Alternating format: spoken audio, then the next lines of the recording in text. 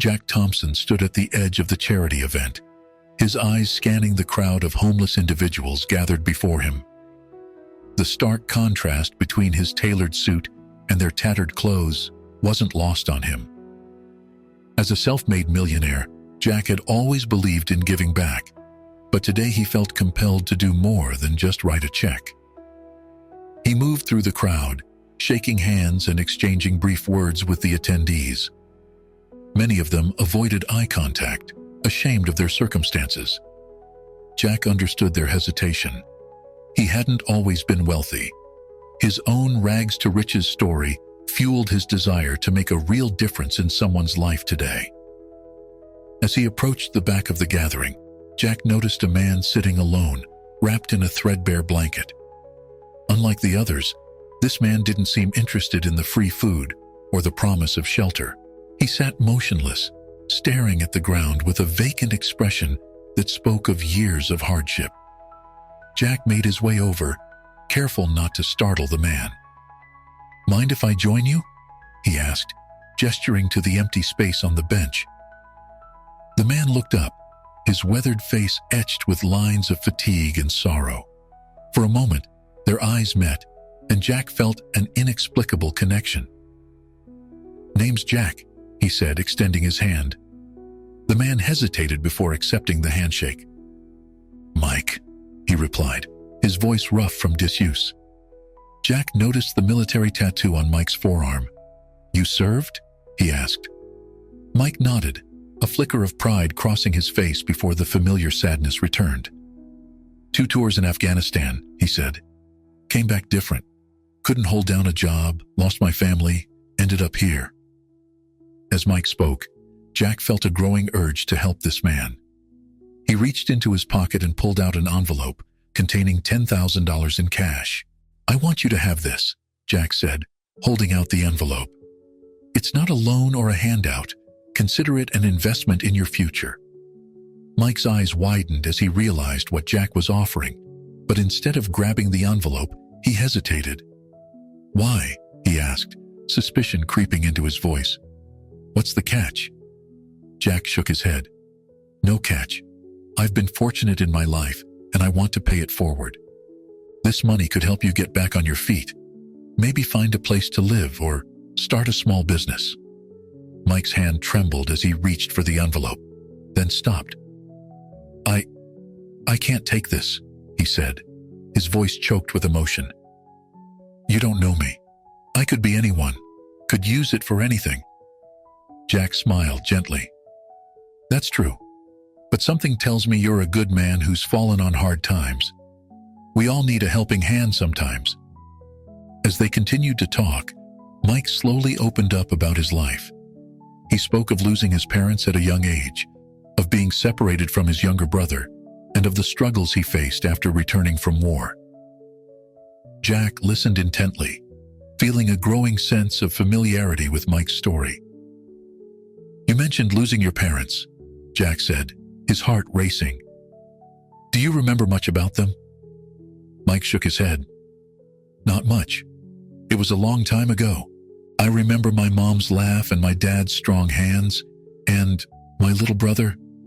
His voice trailed off, lost in memories. Jack leaned forward, an unexplainable urgency in his voice.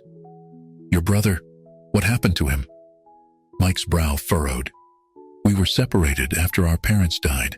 I was older, so I went into the system. He was adopted, I think. I've always wondered what happened to him, if he's okay." As Mike spoke, Jack's mind raced. The details of Mike's story aligned too closely with his own past to be a coincidence. Could it be possible? After all these years, could he have stumbled upon the brother he'd long thought lost? Jack's voice shook as he asked, "Mike, what's your last name?" Mike looked at him, confusion evident in his eyes. "Anderson. Mike Anderson. Why?" The world seemed to stop for Jack. Anderson, his birth name, before he was adopted and became Jack Thompson. The pieces were falling into place, revealing a truth that would change both their lives forever. Jack stared at Mike, his mind reeling from the revelation. Could this homeless veteran really be his long-lost brother? He needed more information to be sure. "Mike, I know this might sound strange, but can I see your arm?" Jack asked, his voice trembling slightly. Mike looked confused, but slowly pulled up his sleeve. There on his forearm was a jagged scar about 3 inches long. Jack's breath caught in his throat. He rolled up his own sleeve, revealing an identical scar. "How did you get that scar?" Jack asked, trying to keep his voice steady.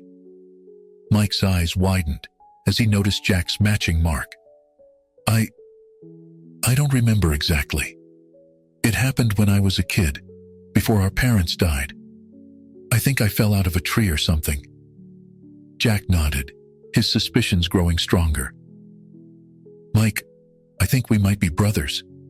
I was adopted after our parents died, but I have the same scar and the same childhood memories you've described." Mike's face cycled through a range of emotions: disbelief, hope, and fear. "That's impossible," he muttered. "My little brother. He was adopted by a good family. He wouldn't be—" He gestured vaguely at Jack's expensive suit. "I was adopted by the Thompsons," Jack explained. "They gave me a good life, but I never forgot about my birth family. I never knew how to find you." As the reality of the situation sank in, Mike's demeanor changed. His body tensed, and a flicker of anger crossed his face. "If you're really my brother, where have you been all these years? I've been out here, struggling, while you've been living the high life?" Jack felt a pang of guilt. "I didn't know, Mike. I tried to find information about my birth family, but the records were sealed. I thought you had been adopted too." Mike stood up abruptly, pacing back and forth. "This is too much. I can't process this right now." Jack watched his brother, feeling helpless. He wanted to reach out, to comfort Mike, but he sensed that any physical contact would be unwelcome at this moment. "I understand this is a shock," Jack said softly. "It's a lot for me too. But Mike, if you are my brother, and I believe you are, I want to help you, not just with money, but with whatever you need." Mike stopped pacing and looked at Jack, his eyes filled with a mix of longing and distrust. "I don't need your charity," he said gruffly. "It's not charity," Jack insisted. "It's family. We've both lost so much time already. Please, let's not lose any more." As they talked, more memories surfaced. Mike recalled a family vacation to a lake house, describing details that matched Jack's own recollections. They both remembered their mother's apple pie and their father's terrible jokes. With each shared memory, the wall between them crumbled a little more. Mike slowly began to accept the possibility that this wealthy stranger might indeed be his long-lost brother. "I still can't believe it," Mike said, shaking his head. "All these years, I thought I was alone in the world.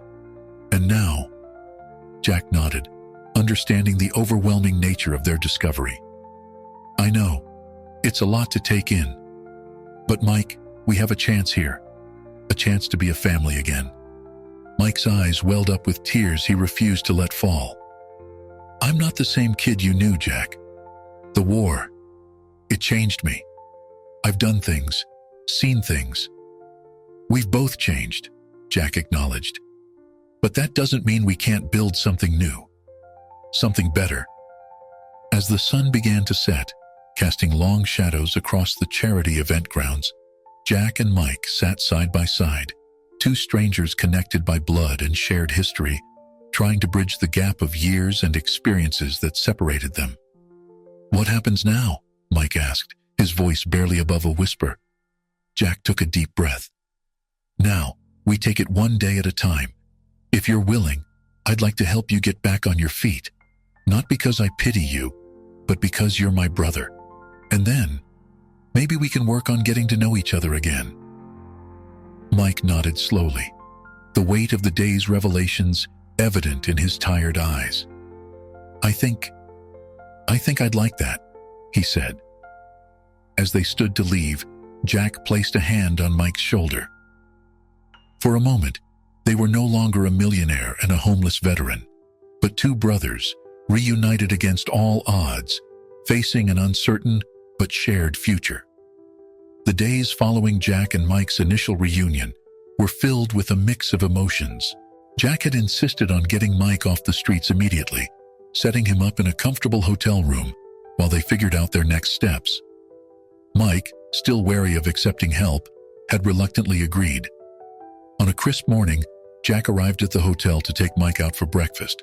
As they sat in a quiet corner of a local diner, the reality of their situation began to sink in. "So," Mike said, stirring his coffee absently, "you really believe we're brothers?" Jack nodded, his expression serious. "I do. Everything matches up. Our childhood memories, the scar, even our facial features now that I look closely. But if you want, we can get a DNA test to be sure." Mike considered this for a moment. "Maybe we should. Not that I don't believe you, but it's a lot to take in, you know?" Jack understood. The waiter arrived with their food, and they ate in silence for a few minutes. Finally, Jack spoke up. "Tell me about your life, Mike. What happened after we were separated?"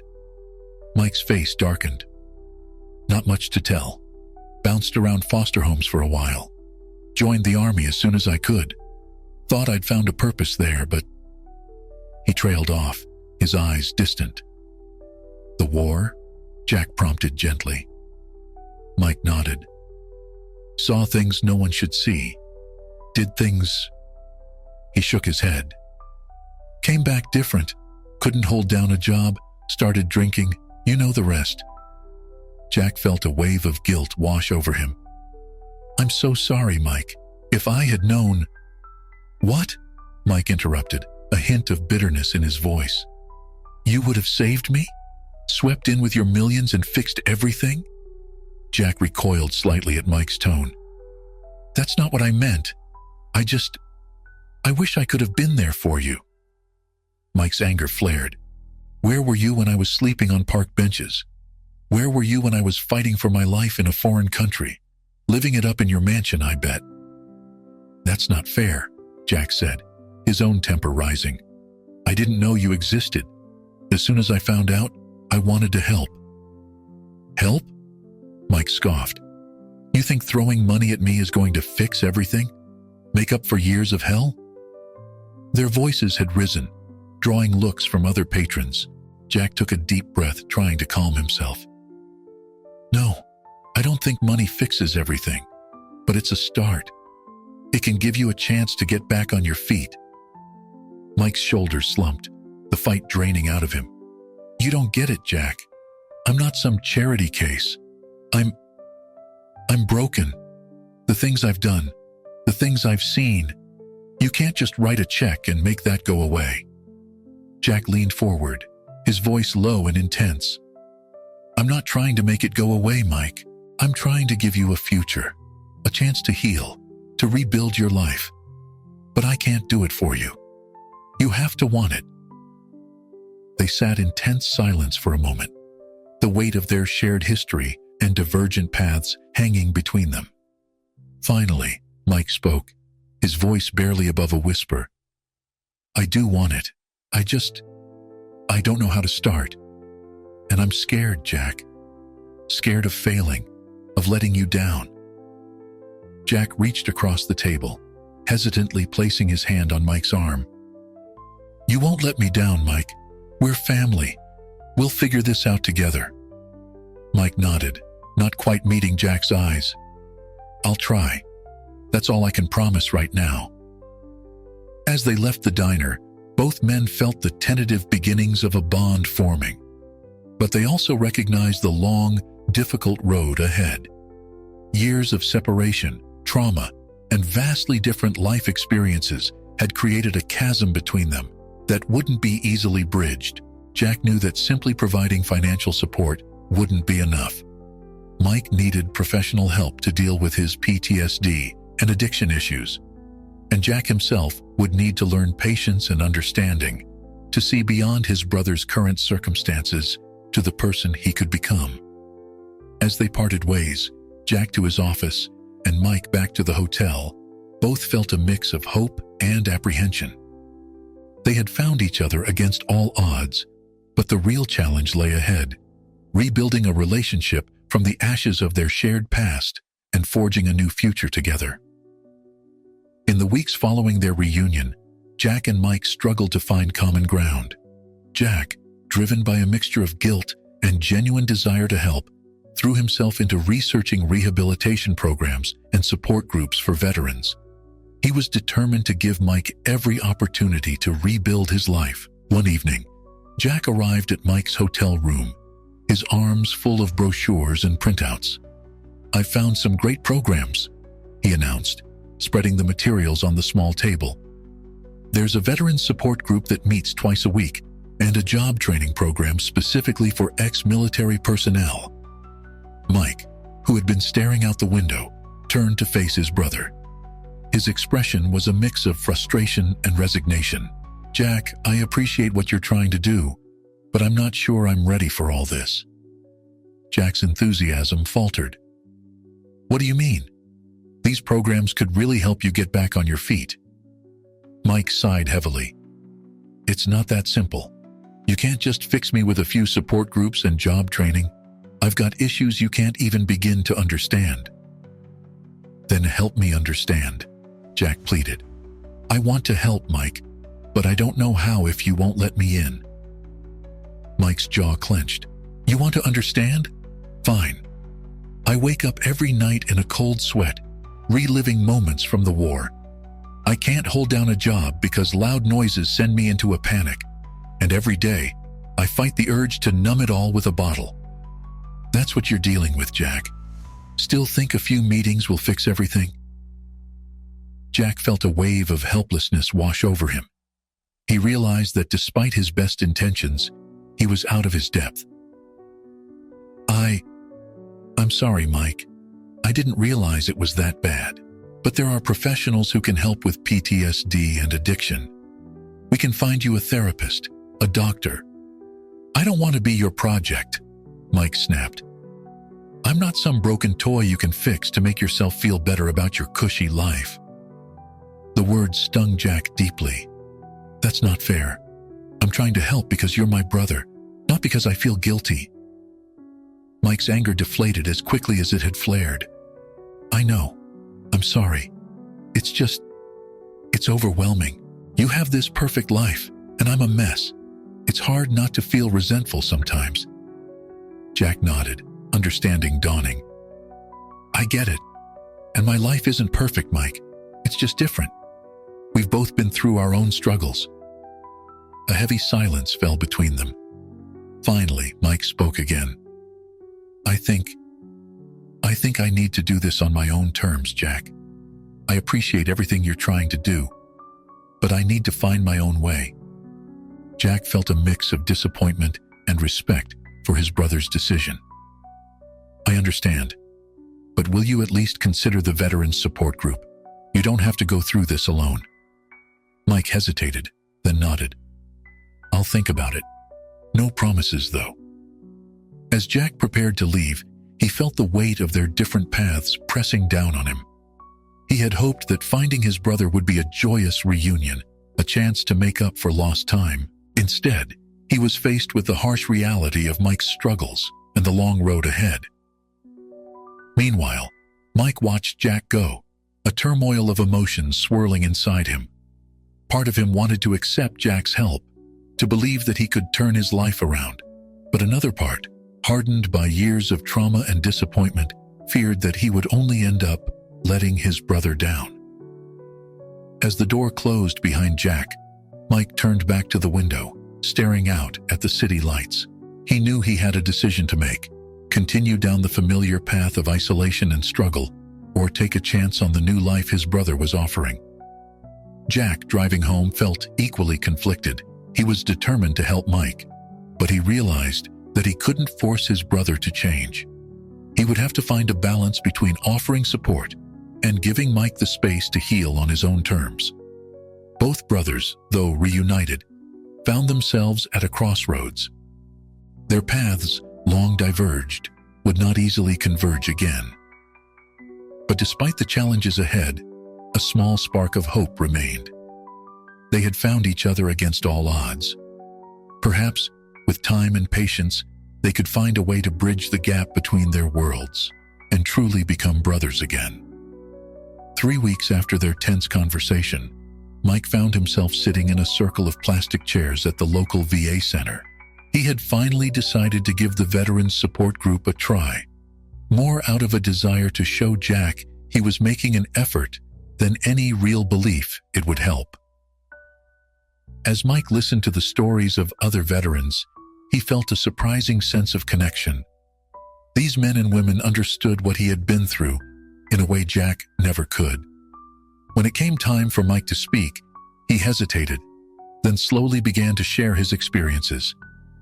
I've been struggling since I got back, Mike admitted, his voice low. Felt like I didn't belong anywhere. Then I found out I have a brother I never knew about. He wants to help, but I don't know how to let him in. The group leader, a retired Marine named Sarah, nodded understandingly. It's common to feel disconnected from civilians, even family. But reconnecting can be a crucial part of healing. Have you considered involving your brother in your recovery process? Mike shook his head. He wouldn't understand. He's got this perfect life. Maybe he doesn't need to understand completely, Sarah suggested. Sometimes just having someone who cares can make a difference.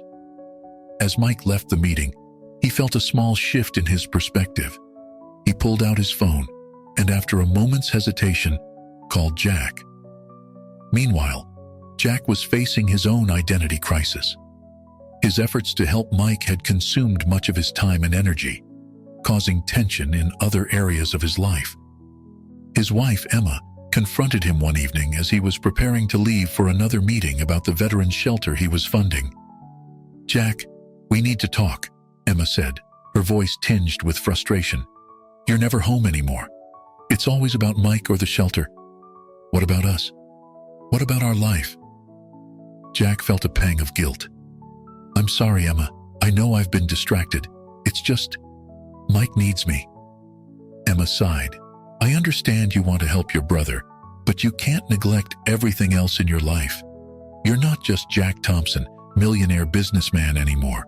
You're trying to be Jack Anderson, savior of the homeless too. Where does that leave room for Jack, my husband?" Her words hit Jack hard. He realized he had been so focused on redefining himself as Mike's brother and protector that he had lost sight of other important aspects of his identity. "You're right," Jack admitted. "I've been out of balance. I'll try to do better." Just then, Jack's phone rang. It was Mike. Jack answered, expecting another crisis, but was surprised by Mike's calm tone. "Hey, Jack," Mike said. I went to that support group today. It was good. I was thinking, maybe you'd like to come with me next time. If you want to understand what I'm going through, that might be a good place to start." Jack felt a surge of hope. "I'd like that, Mike. Thank you for inviting me."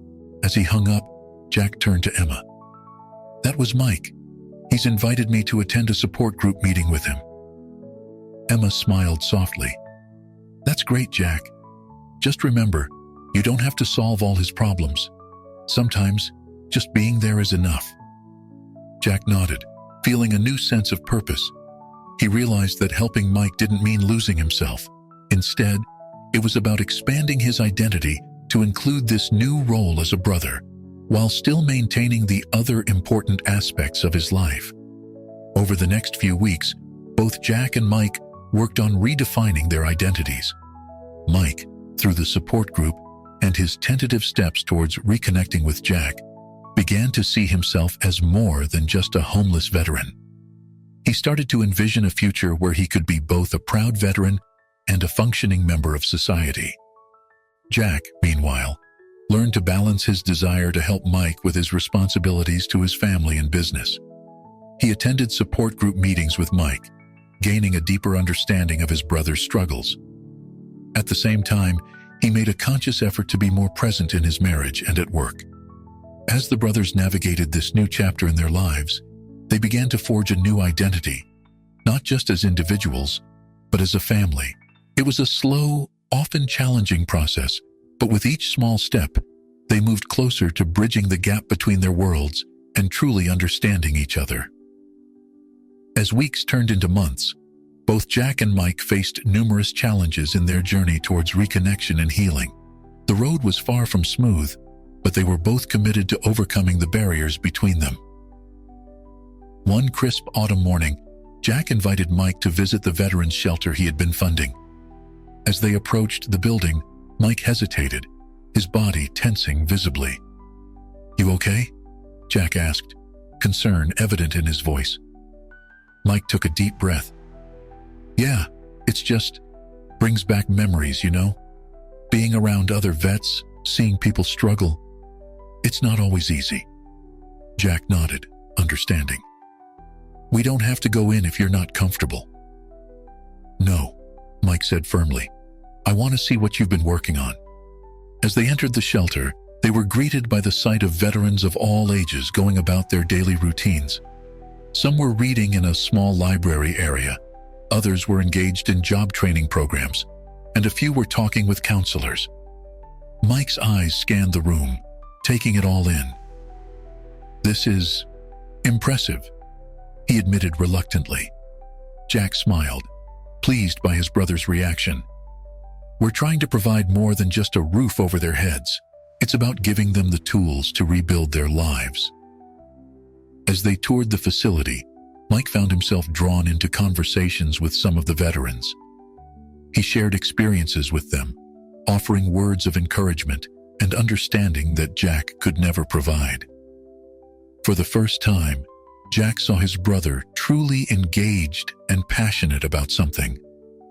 Towards the end of their visit, the shelter's director approached them. "Mr. Thompson, we're having a fundraising event next week. We were hoping you might say a few words about why you support our cause." Before Jack could respond, Mike spoke up. "Actually, if it's okay with you, I'd like to speak." Jack and the director looked at Mike in surprise. "Are you sure?" Jack asked. Mike nodded. "Yeah, I think I need to do this. For myself, and for them," he said, gesturing to the veterans around them.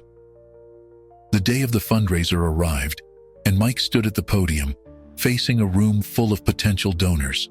His hands shook slightly as he gripped the edges of the lectern, but his voice was steady as he began to speak. "I'm not going to stand here and tell you that I'm a success story," Mike started. "I'm still struggling every day. But what I can tell you is that places like this shelter, people who care enough to reach out, they make a difference." As Mike continued his speech, sharing his experiences both as a veteran and as someone who had been homeless, Jack watched with a mixture of pride and awe. This was a side of his brother he had never seen before. Strong, articulate, and deeply passionate about helping others who were going through similar struggles. "We're not looking for handouts," Mike concluded. "We're looking for a chance to heal, to rebuild, to become part of society again. Your support doesn't just provide shelter or food, it provides hope. And sometimes, hope is the most powerful thing you can give someone." The room erupted in applause as Mike finished speaking. Jack saw several attendees wiping away tears and noticed that the donation pledges were significantly higher than expected. As Mike stepped down from the podium, Jack met him with a warm embrace. "That was incredible, Mike. You've probably done more for this shelter in 5 minutes than I have in months." Mike shrugged, looking embarrassed, but pleased. "I just spoke from the heart. These people, they're like me. They need to know someone understands." In that moment, Jack realized that the barriers between him and Mike weren't just about their different life experiences. It was also about finding a way for each of them to contribute meaningfully to their newfound relationship. As they left the event, Jack turned to his brother. You know, we could use someone like you at the shelter, someone who really understands what these veterans are going through. Would you be interested in taking on a role there?" Mike was quiet for a moment, considering. "You think I could actually help?" Jack nodded emphatically. "I know you could. You've already made a huge difference today." For the first time in a long while, Mike felt a sense of purpose. The prospect of helping other veterans, of using his painful experiences to make a positive impact, gave him a new outlook on his future. As they walked together, both brothers felt a shift in their relationship. They had found a way to bridge their different worlds, to use their unique experiences and skills in a complementary way. The barriers between them weren't gone, but they had found a way to work together to overcome them, one step at a time. As Mike became more involved with the veterans' shelter, Jack found himself increasingly torn between his commitment to his brother and his responsibilities at home. The delicate balance he had been trying to maintain began to show signs of strain. One evening, Jack arrived home late again, having spent hours at the shelter helping Mike set up a new counseling program. He found Emma waiting for him in the living room, her expression a mix of frustration and disappointment. "Another late night?" Emma asked, her voice tight. Jack sighed, running a hand through his hair. "I'm sorry, Emma. We were finalizing the details for the new PTSD support group. It's really going to make a difference for a lot of veterans." Emma stood up, her patience wearing thin. "That's great, Jack, really. But what about us? What about our plans? We were supposed to discuss our vacation next month, remember?" The realization hit Jack like a ton of bricks. He had completely forgotten about their long-awaited trip. "Oh, Emma, I'm so sorry. I didn't mean to." "Forget?" Emma interrupted. "You've been forgetting a lot lately, Jack. Our anniversary dinner last week, Tommy's soccer game. It's always about the shelter now. Always about Mike." Jack felt a surge of defensiveness. "Mike needs me, Emma. He's my brother." "And what am I?" Emma shot back, her voice rising. "What about your son? Are we less important now that you've found your long-lost brother?" The accusation stung Jack deeply. "That's not fair. You know how much you and Tommy mean to me." Emma's anger deflated slightly, replaced by a weary sadness. "Do I? Because lately, it doesn't feel like it. I'm proud of what you're doing for Mike and the other veterans, Jack. But I feel like I'm losing my husband in the process." As the weight of Emma's words sank in, Jack realized the extent to which he had been neglecting his family. The guilt was overwhelming. "I'm sorry, Emma. I never meant for things to get this out of balance. I'll do better, I promise." Emma nodded, but her expression remained guarded. "I hope so, Jack, because something has to change." The tension at home wasn't the only challenge Jack was facing. At work, his focus on the shelter was beginning to affect his performance. His business partner, David, cornered him after a particularly distracted board meeting. "Jack, we need to talk," David said, his tone serious. "You've missed 3 important client meetings this month, and that proposal today was half-baked at best. What's going on?" Jack tried to brush off David's concerns. "I've just been a little preoccupied. It won't happen again." David wasn't convinced. "This isn't like you, Jack. The company needs your full attention.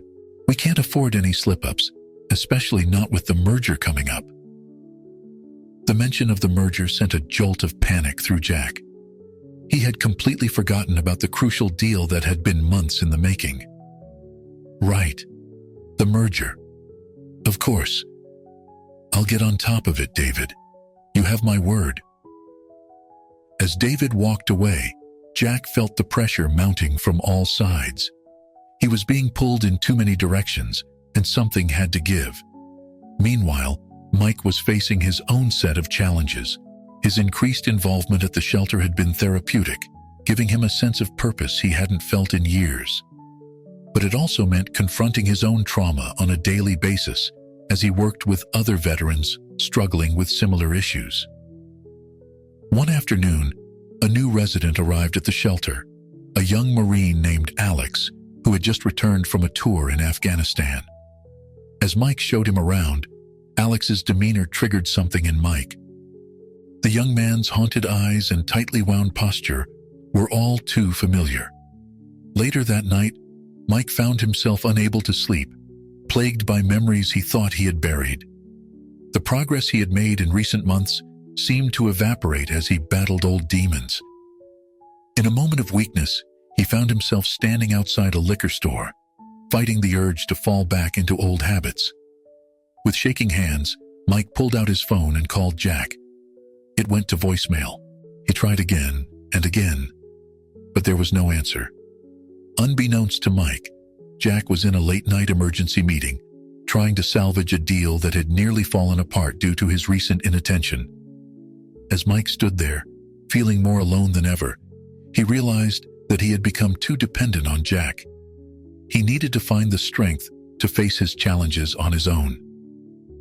With a deep breath, he turned away from the liquor store and began the long walk back to the shelter. The tension was rising on all fronts, threatening to unravel the progress both brothers had made.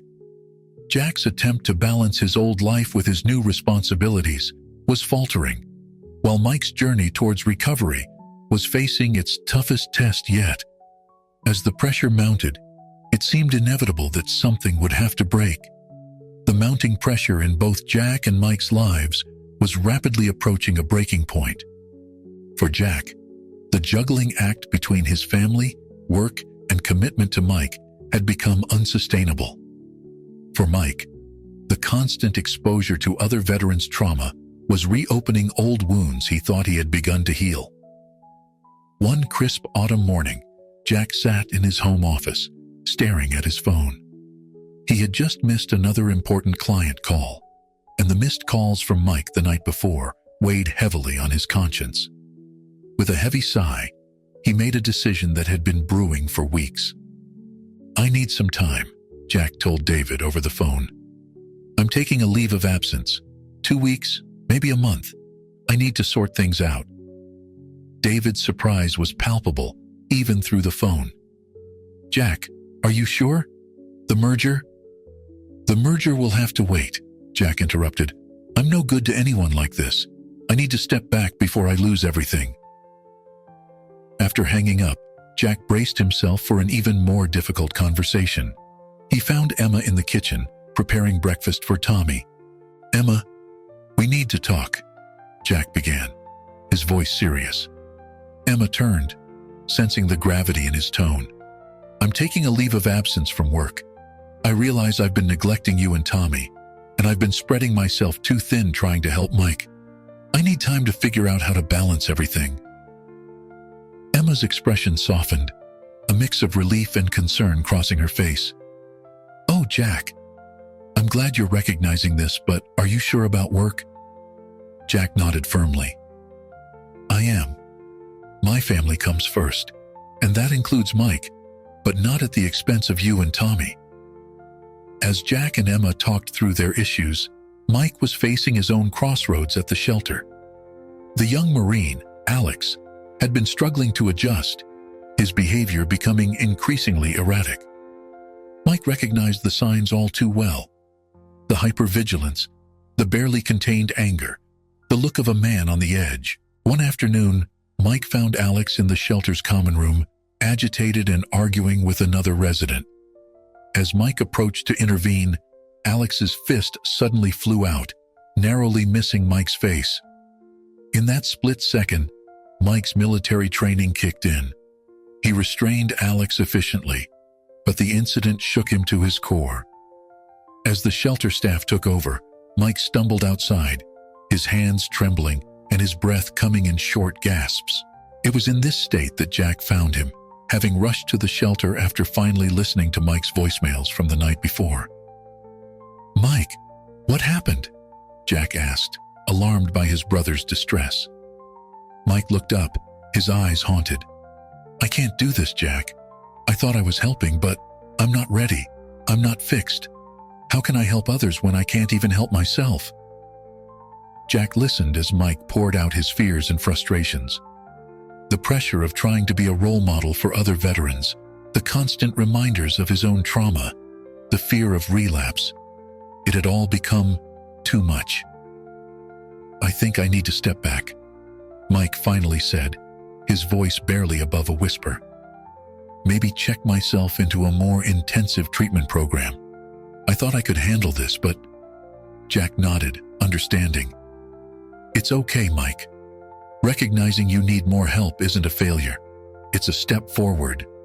As they talked, both brothers realized they had reached a crucial turning point.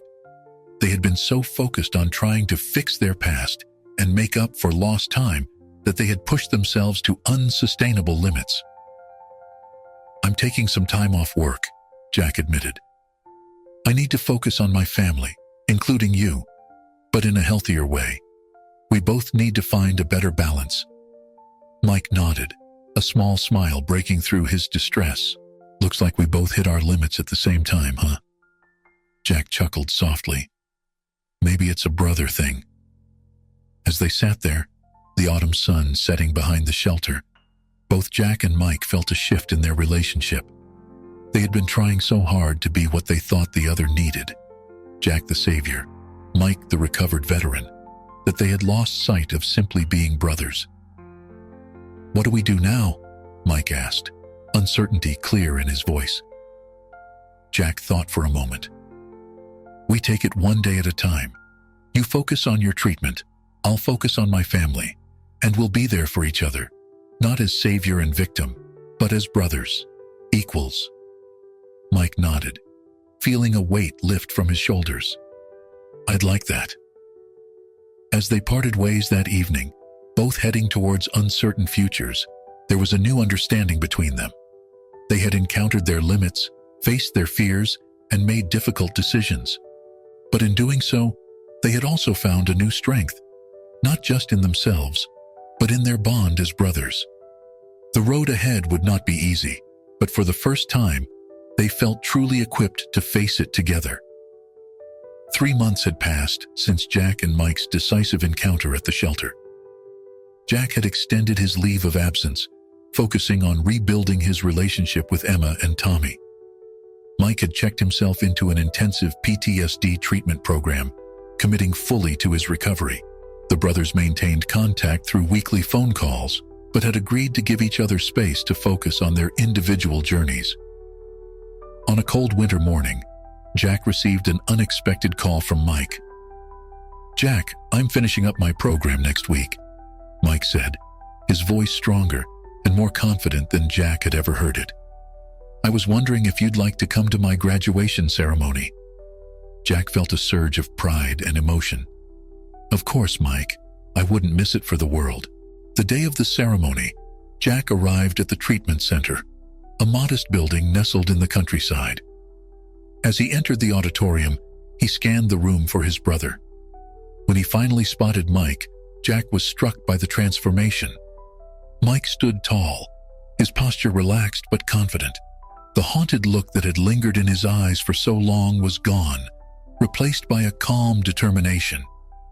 When Mike saw Jack, a genuine smile spread across his face. You made it, Mike said, embracing his brother. I'm so proud of you, Mike, Jack replied, his voice thick with emotion. As they took their seats, Mike introduced Jack to some of his fellow veterans who had gone through the program with him. Jack was impressed by the camaraderie and mutual support evident among the group. The ceremony was simple but powerful.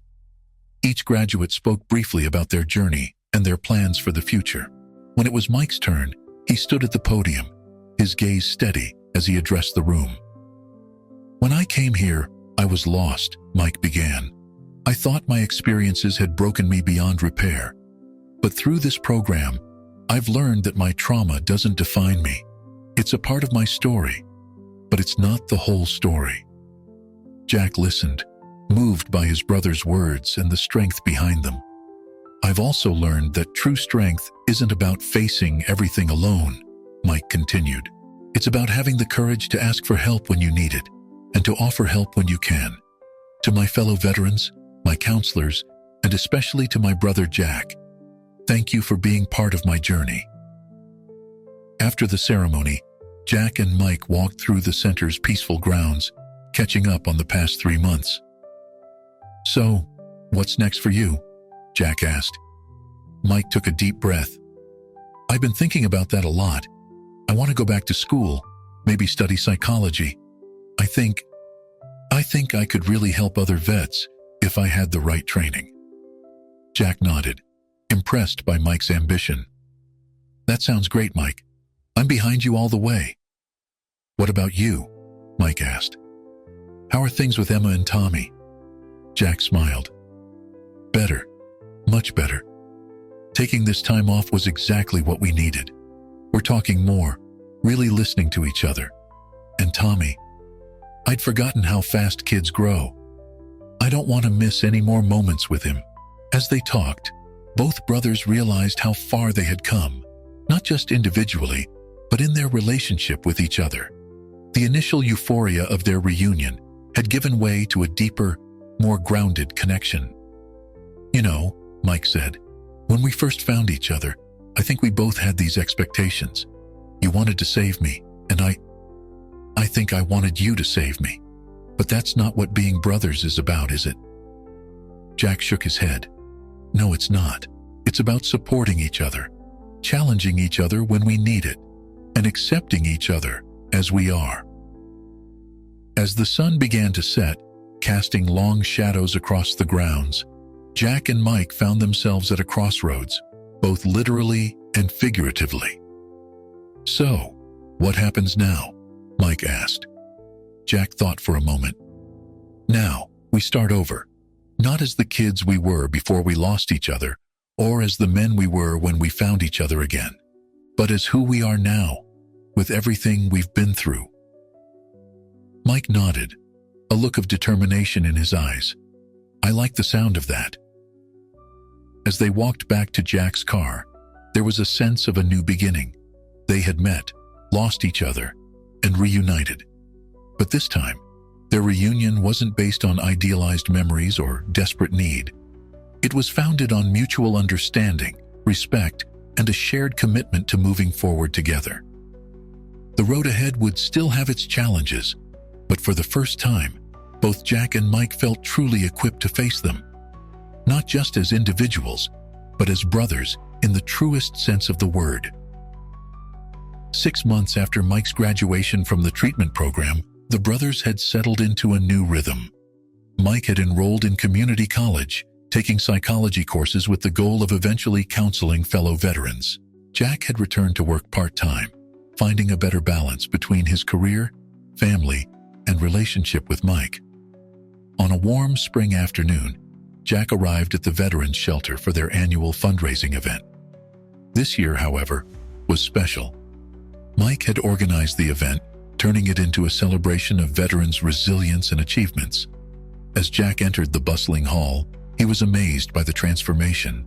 The once somber shelter was alive with energy. Veterans, their families, and community members mingled, sharing stories and laughter. At the center of it all was Mike, confidently directing volunteers and greeting guests. "Jack," Mike called out, waving his brother over.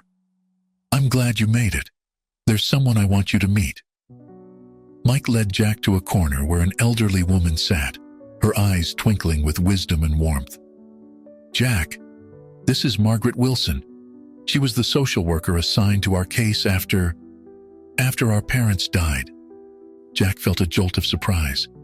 "Ms. Wilson, I don't remember." Margaret smiled gently. "You were very young, Jack, but I never forgot you two. When Mike reached out and told me you had found each other, I knew I had to come." As they sat down with Margaret, she began to share details about their past that neither brother had known.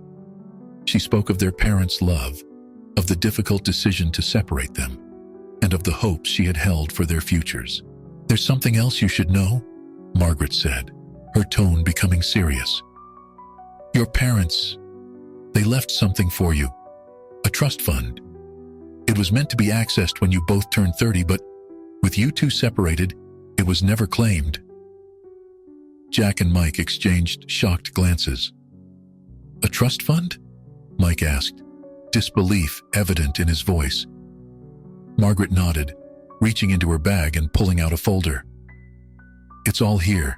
The legal documents, the account information. Your parents wanted to ensure you'd be taken care of, no matter what." As Jack looked through the papers, his mind reeled. The amount was substantial, enough to secure both their futures and continue supporting the shelter for years to come. Mike sat in stunned silence, emotions playing across his face. All this time, we weren't just abandoned. They tried to provide for us. Jack reached out, squeezing his brother's shoulder. "This doesn't change the past, Mike, but it does give us a chance to honor their memory by doing some real good." As the news sank in, the brothers began to see their journey in a new light. The hardships they had faced, the unlikely reunion, the struggles to reconnect, it all seemed to be leading to this moment. Mike stood up suddenly, a look of determination on his face. "We need to make an announcement." Before Jack could respond, Mike was striding towards the small stage at the front of the room. He tapped the microphone, calling for everyone's attention. "I have something important to share with all of you," Mike began, his voice steady. "Many of you know my story, how I struggled after leaving the service, how I ended up on the streets. But what you might not know is that it was here, in this very shelter, that I found not just help, but family." Mike gestured for Jack to join him on stage. As Jack stood beside his brother, he felt a swell of pride and love. "My brother Jack and I were separated as children," Mike continued. "But fate brought us back together right here, and today we've discovered that our parents left us a gift, a chance to make a real difference." Jack took over, addressing the crowd. "We're announcing the creation of the Anderson Thompson Veterans Foundation. This foundation will ensure that this shelter not only continues its vital work, but expands its services to reach more veterans in need." The room erupted in applause and cheers. As Jack and Mike stood there, surrounded by the community they had become a part of, they realized that their story had come full circle. What had begun as a chance encounter between a wealthy businessman and a homeless veteran had transformed into something much greater. It was a story of lost family found, of personal demons conquered, of purpose discovered in the darkest of times. As the event wound down, Jack and Mike found a quiet moment alone. "Did you ever imagine it would turn out like this?" Mike asked, a hint of wonder in his voice. Jack shook his head, smiling. "Never, but I wouldn't change a thing." The brothers stood in comfortable silence, watching as the last of the guests departed. They had faced their past, confronted their present, and now, together, they were ready to shape their future. Not just for themselves, but for countless others who needed hope and a second chance. The great turnaround was complete. From strangers to brothers, from struggle to purpose, Jack and Mike had not only found each other, but had discovered a shared mission that would impact lives for years to come. Their journey, once defined by loss and separation, had become a powerful story of reunion, redemption, and the enduring strength of family bonds. Natalie stood at the gates of the Vanderford mansion, her heart racing as she took in the sprawling coastal estate. The imposing structure loomed before her, its Victorian architecture a stark contrast to the modern California landscape. She clutched her small suitcase tightly, feeling out of place in her simple dress and worn shoes. As the iron gates creaked open, Natalie made her way up the winding driveway. The meticulously manicured gardens seemed to whisper secrets of a life she could only imagine. The salty breeze from the nearby ocean carried the scent of wealth and mystery. At the grand entrance, Natalie hesitated before ringing the doorbell. The door swung open, revealing a stern-faced housekeeper who eyed her critically. "You must be the new nanny," she said, her voice as cold as the marble floors beneath them. "Mr. Vanderford is expecting you. Follow me." Natalie trailed behind the housekeeper, her footsteps echoing in the cavernous foyer. Artwork worth more than she'd ever earn in a lifetime adorned the walls, and crystal chandeliers cast dancing shadows across antique furniture. As they reached the study, Natalie caught her first glimpse of Thomas Vanderford. He stood by the window, a glass of amber liquid in hand, his silhouette framed by the setting sun. He turned slowly, his piercing blue eyes appraising her from across the room. "Miss Thompson, I presume," he said, his voice deep and controlled. "I trust your journey was uneventful." Natalie nodded, finding her voice. "Yes, Mr. Vanderford. Thank you for this opportunity." Thomas merely inclined his head, his expression unreadable. "Mrs. Winters will show you to your quarters. You'll meet Alice in the morning. I expect punctuality and discretion in all matters concerning my daughter." With that dismissal, Natalie followed Mrs. Winters to the east wing of the mansion. The housekeeper's clipped explanations of household rules and expectations blurred together as Natalie tried to process the enormity of her new situation. Her room, while modest compared to the rest of the house, was still larger than any she'd had before. A four-poster bed dominated one wall, while a writing desk and wardrobe occupied another. A small balcony overlooked the rose garden, offering a breathtaking view of the Pacific Ocean beyond. As night fell, Natalie unpacked her meager belongings, her mind racing with thoughts of what tomorrow might bring. She was determined to make a good impression on young Alice and prove her worth to the enigmatic Mr. Vanderford. The next morning, Natalie met Alice for the first time. The girl, barely 7 years old, peered at her from behind a curtain of dark hair, her eyes wide with a mixture of curiosity and apprehension. Natalie knelt down to her level, offering a warm smile. "Hello, Alice. I'm Natalie. I'm going to be taking care of you for a while. Would you like to show me your favorite toys?" Alice hesitated, then nodded slightly. She led Natalie to a playroom filled with dolls, stuffed animals, and books. As they explored together, Natalie noticed the absence of family photos or any personal touches that might suggest a mother's presence. Over the next few days, Natalie worked to earn Alice's trust.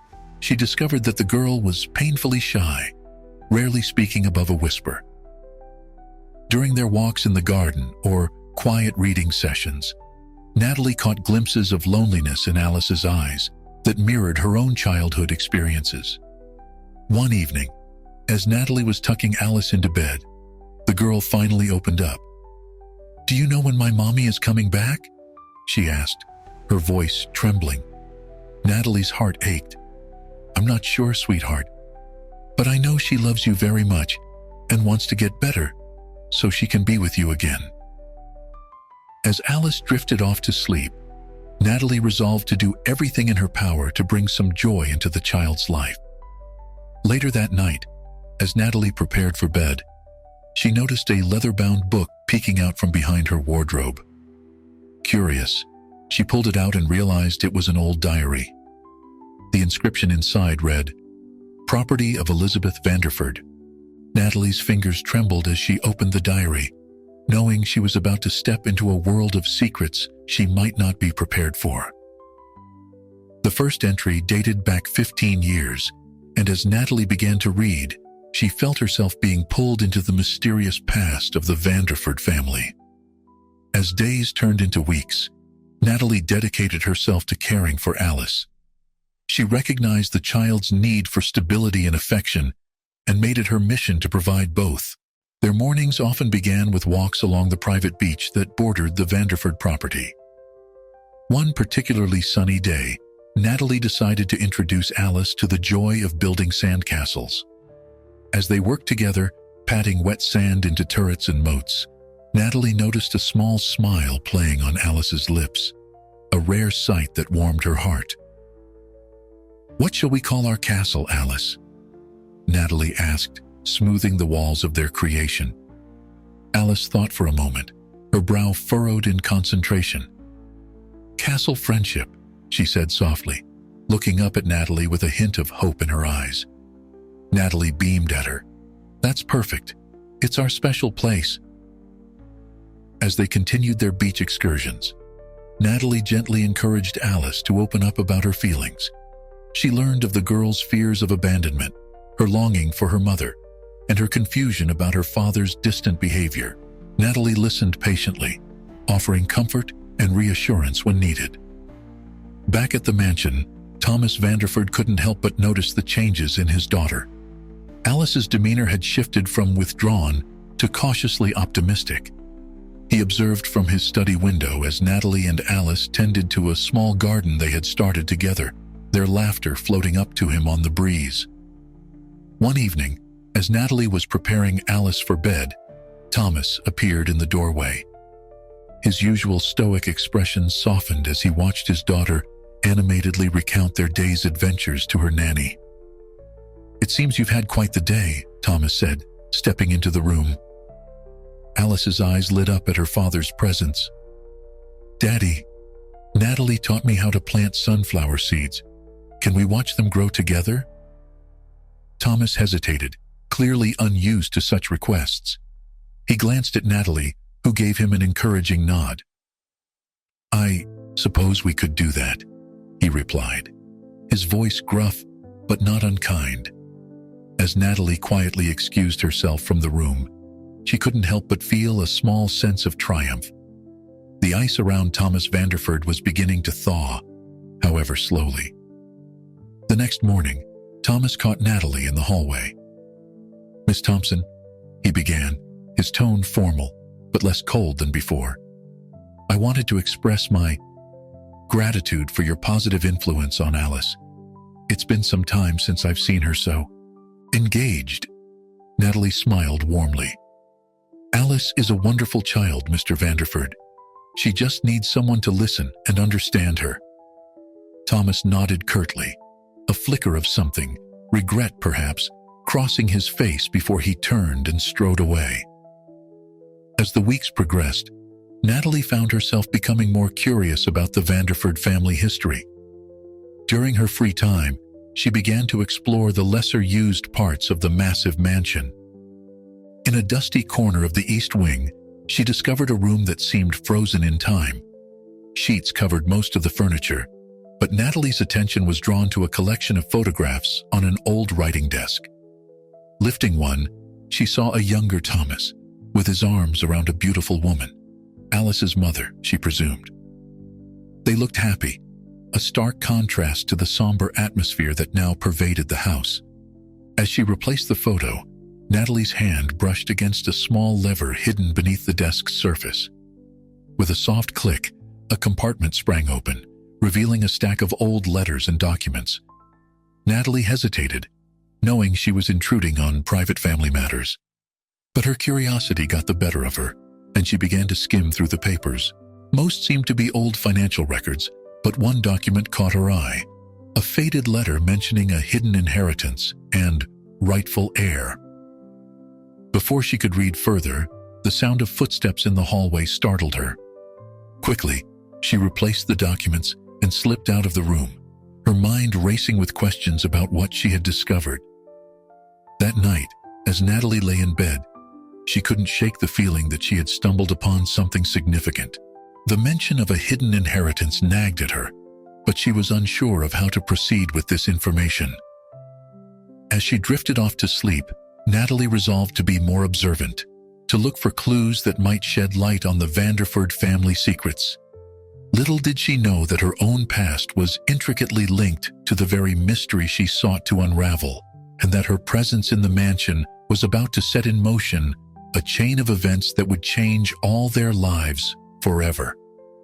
Natalie's discovery in the hidden room fueled her curiosity about the Vanderford family's history. She began to pay closer attention to her surroundings, noting the subtle tensions that sometimes arose when certain topics were broached during meals or casual conversations. One rainy afternoon, Thomas asked Natalie to help reorganize the library. As they worked side by side, sorting through stacks of old books and papers, Natalie's hand brushed against a worn leather folder tucked behind a row of encyclopedias. "Mr. Vanderford," she called out, holding up the folder. "I think I've found something interesting." Thomas approached, his brow furrowed. As he took the folder from her, his face paled slightly. "I haven't seen these documents in years," he muttered, more to himself than to Natalie. Curiosity piqued. Natalie watched as Thomas spread the papers across the large oak desk. His eyes scanned the documents, a mix of emotions playing across his usually stoic features. "Is everything all right?" Natalie ventured to ask. Thomas looked up, seeming to remember her presence. He hesitated before speaking. "These are old family records. I had almost forgotten about them." As Natalie leaned in to look, her eyes widened. Among the papers was a family tree, and there, near the bottom, was a name that made her heart race. Thompson. "Mr. Vanderford," she said, her voice barely above a whisper. "That's my last name." Thomas's gaze sharpened. "What did you say your full name was, Miss Thompson?" "Natalie Thompson," she replied, her mind whirling. I was orphaned as a child. I never knew much about my family." Thomas's expression shifted from surprise to something unreadable. He quickly gathered the papers, his movements betraying a hint of agitation. "I think that's enough for today, Miss Thompson. Thank you for your help." As Thomas hurried out of the library, Natalie was left with more questions than answers. The connection between her name and the Vanderford family tree couldn't be a coincidence, could it? Over the next few days, Natalie noticed a change in Thomas's behavior. He seemed more withdrawn, often watching her with a guarded expression when he thought she wasn't looking. She longed to ask him about what they had discovered, but something held her back. It was during one of her explorations of the mansion that Natalie stumbled upon another piece of the puzzle. In a seldom-used study, she found a locked drawer. Using a hairpin, a skill she had picked up in her orphanage days, she managed to open it. Inside was a stack of legal documents. As Natalie skimmed through them, her heart began to race. The papers detailed a vast fortune, separate from the Vanderford wealth that had been hidden away years ago. And there, in black and white, was her name, Natalie Thompson, listed as the rightful heir. Shock coursed through her veins. How could this be possible? She had grown up with nothing, bounced from one foster home to another, and now she was supposedly the heir to a fortune. As she delved deeper into the documents, a darker picture emerged. It appeared that Thomas's uncle, a man named Robert Vanderford, had orchestrated a complex scheme to hide this inheritance. The reasons were unclear, but the implications were staggering. Natalie's mind reeled. Should she confront Thomas with this information? What if he already knew? The thought that he might have hired her knowing her true identity made her stomach churn. As she carefully replaced the documents, Natalie heard footsteps approaching. She quickly closed the drawer and pretended to be dusting when Thomas entered the room. "Miss Thompson," he said, his voice tight, "I didn't expect to find you here." Natalie turned, trying to keep her expression neutral. "I was just tidying up, Mr. Vanderford. This room looked like it could use some attention." Thomas nodded, but his eyes narrowed slightly. "Indeed. Well, I believe Alice is waiting for her afternoon lesson. You shouldn't keep her waiting." As Natalie left the room, she could feel Thomas's gaze boring into her back. The weight of her discovery pressed heavily on her conscience. She knew she should tell him what she had found, but fear and uncertainty held her back. That night, as Natalie lay awake in bed, her mind raced with possibilities. If she truly was the heir to this hidden fortune, how would it change her life? And more importantly, how would it affect her relationship with Thomas and Alice? The next morning, over breakfast, Thomas surprised Natalie by opening up about his own past. He spoke of a difficult childhood, of feeling isolated and pressured to live up to the Vanderford name. "I never wanted that for Alice," he said softly, his eyes distant. "But I fear I've made the same mistakes my father did." Natalie felt a surge of empathy for Thomas, seeing him in a new light. As she listened to him share more about his struggles and fears, she realized that the truth about her inheritance could shatter the fragile connection they were building. With each passing day, the secret weighed heavier on Natalie. She found herself torn between her growing affection for the Vanderfords and the knowledge that she might be entitled to a life-changing fortune.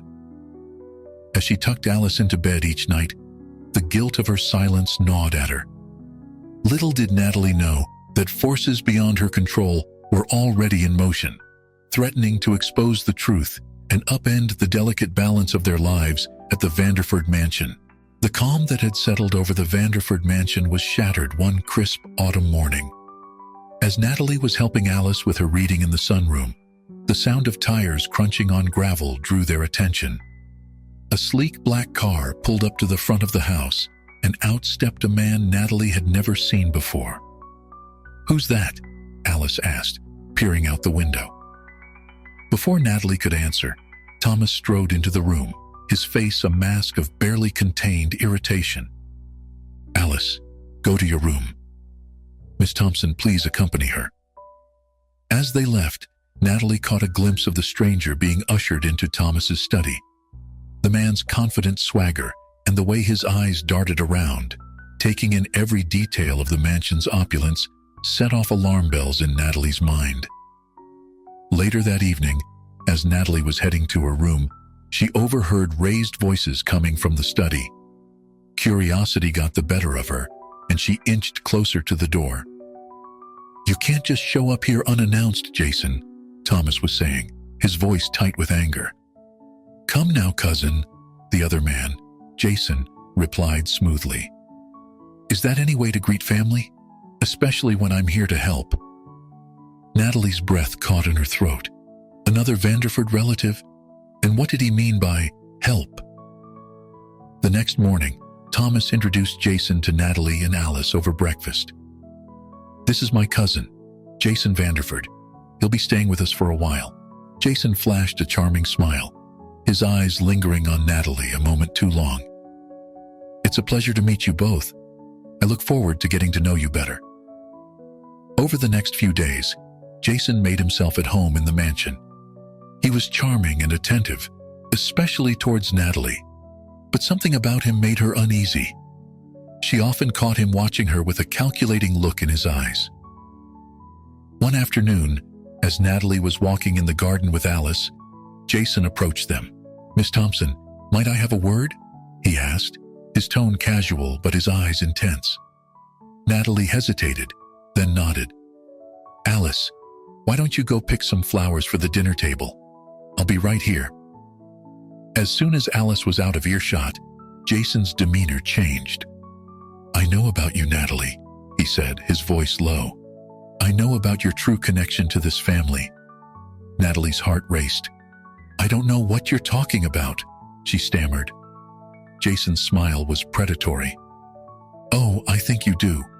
The hidden inheritance, the rightful heir. Ring any bells?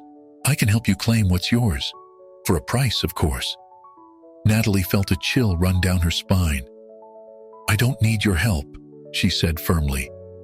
"And I think you should leave." Jason's eyes narrowed. "Don't be hasty, my dear. You're in over your head here. Thomas isn't the benevolent employer you think he is. He's known about your identity all along." Before Natalie could respond, she heard Alice calling for her. Jason stepped back, his face once again a mask of charm. "Think about my offer, Natalie. You'll need allies in the days to come." As Jason walked away, Natalie's mind reeled. How did he know about the inheritance? And was he telling the truth about Thomas? That night, Natalie noticed a change in Thomas's behavior. He seemed distracted and on edge, his eyes often darting to Jason during dinner. She wanted to confront him about what Jason had said, but fear held her back. What if Thomas really had known about her identity all along? What if her presence here wasn't a coincidence?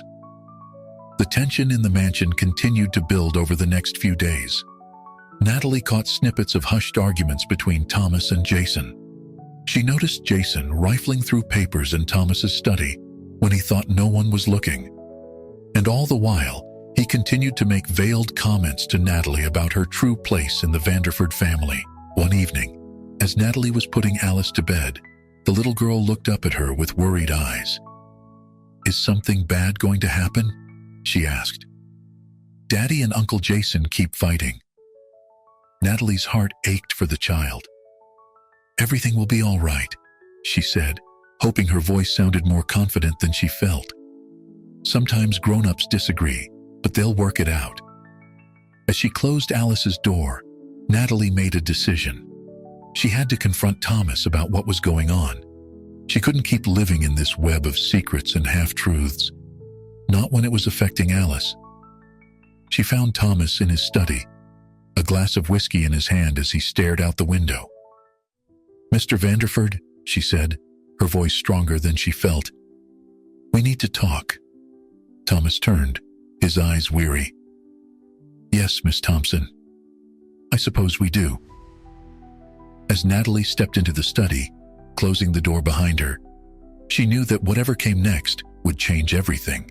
The truth about her past, her connection to the Vanderfords, and the mysterious inheritance was about to come to light.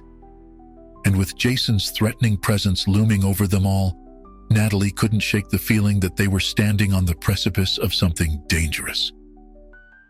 The tension that had been building in the Vanderford mansion finally reached a breaking point one balmy evening.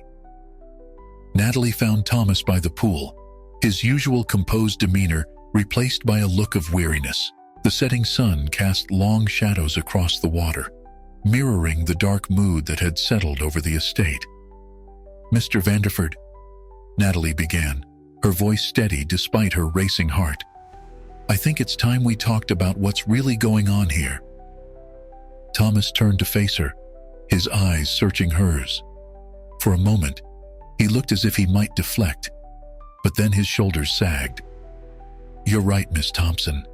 There's much I should have told you earlier." He gestured for her to sit on one of the poolside chairs. As they settled, Thomas began to speak, his voice low and tinged with regret. "I've known about your connection to our family for some time," he admitted. "When I hired you, it wasn't just for Alice's sake. I needed to understand who you were, what you knew." Natalie felt a surge of anger. "So I've been nothing more than an experiment to you? A way to protect your family's secrets?" Thomas shook his head vehemently. "No, it started that way, but things changed. You changed things, Natalie." The use of her first name caught her off guard. Thomas continued, his voice growing more passionate. "I've spent years building walls around myself, around Alice. After her mother left, I didn't know how to be the father she needed. But watching you with her, seeing the joy you've brought back into this house, it's made me realize how much I've been missing." Natalie felt her anger soften, replaced by a confusing mix of empathy and something else she wasn't ready to name. Thomas leaned closer, his eyes intense. "I'm afraid, Natalie. Afraid of losing everything I've built. Afraid of failing Alice. Afraid of these feelings I'm developing for you." The admission hung in the air between them. Natalie's breath caught in her throat as she realized how close they were sitting. She could see the flecks of gold in Thomas's eyes, feel the warmth radiating from his body. For a moment, it seemed as if Thomas might lean in further. But then, as if catching himself, he pulled back abruptly. "I'm sorry," he said, running a hand through his hair. "I shouldn't have said that.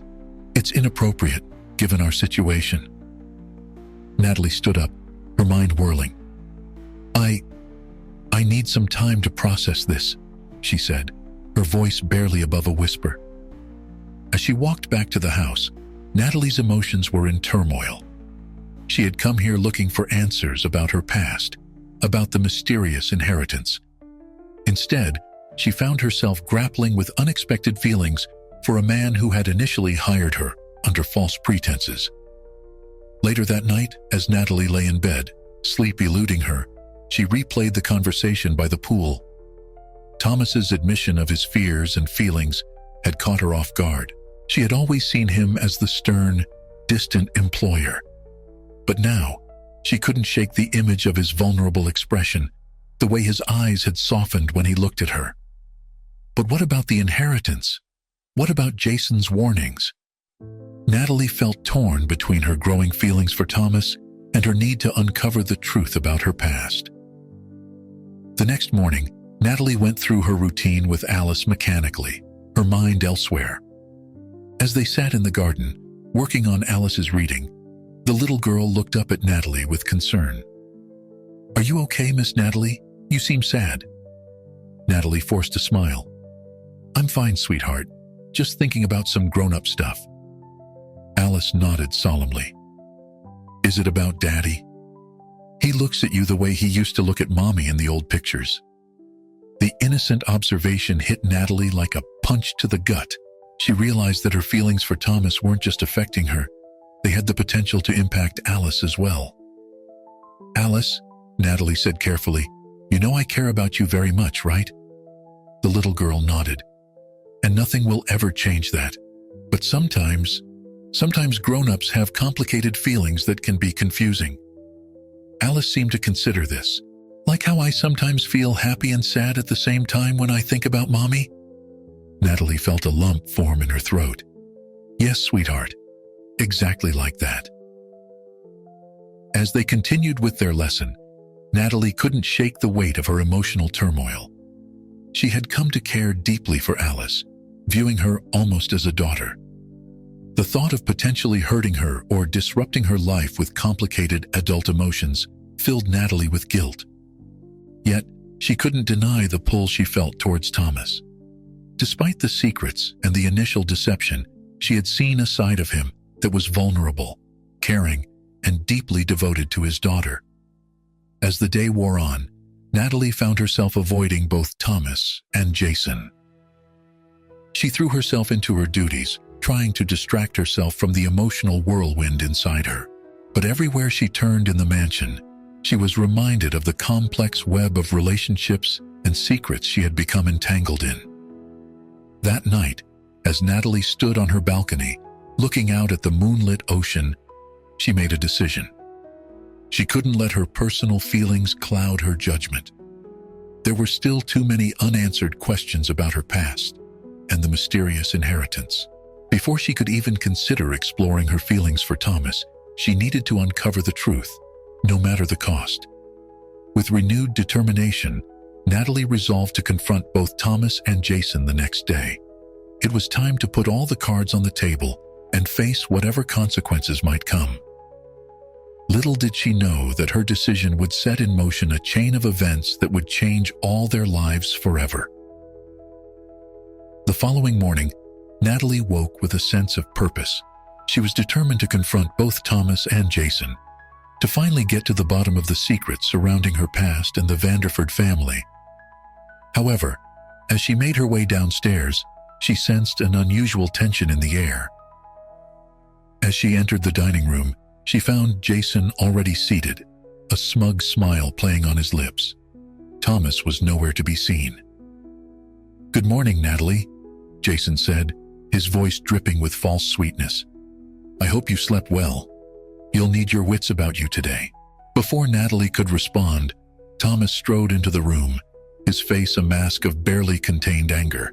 He glanced at Natalie, his expression softening for a moment, before hardening again as he turned to Jason. "I thought I made myself clear last night," Thomas growled.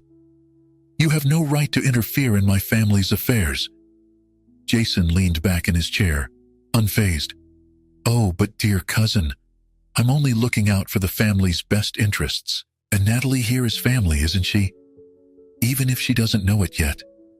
Natalie's heart raced. "What are you talking about?" she demanded. Thomas turned to her, his eyes pleading. "Natalie, don't listen to him. He's trying to manipulate the situation for his own gain." Jason stood up, his charming facade dropping away.